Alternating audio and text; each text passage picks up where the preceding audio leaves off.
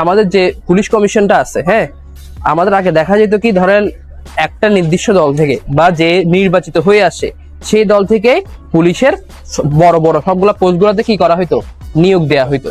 এখন এই জুলাই সনদের আলোকে যে ইয়াগুলো হচ্ছে, আমাদের গণভোটটা হচ্ছে, এটা যদি হ্যাঁ জয়যুক্ত হয় তাহলে হচ্ছে পুলিশ কমিশন হবে কিভাবে জানেন, আপনার নির্বাচিত দল থেকে প্রতিনিধি নিতে হবে, প্রধান বিরোধী দল যে অপোনেন্ট পার্টি থাকে তার থেকেও কি প্রতিনিধি নিতে হবে, এবং দ্বিতীয় বিরোধী দল থেকেও কি প্রতিনিধি নিয়ে, এবং সুশীল সমাজ থেকে প্রতিনিধি নিয়ে একটা কমিশন করা হবে।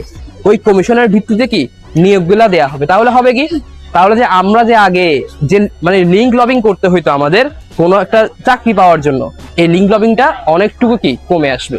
আমরা বলতে পারি না একেবারে শেষ হয়ে যাবে, কিন্তু যেহেতু সব পার্টির একটা অংশগ্রহণ থাকবে, সব পার্টির সিদ্ধান্ত নেওয়ার একটা থাকবে, তখন এটা কি অনেক কমে আসবে। যেটার কারণে হবে কি, আমাদের যারা মেধাবী, যে আসনের বা যে পোস্টের জন্য কি যোগ্য, সেই পোস্টে কি নির্বাচিত বা সে পোস্টে কি চাকরিটা পাইতে পারে।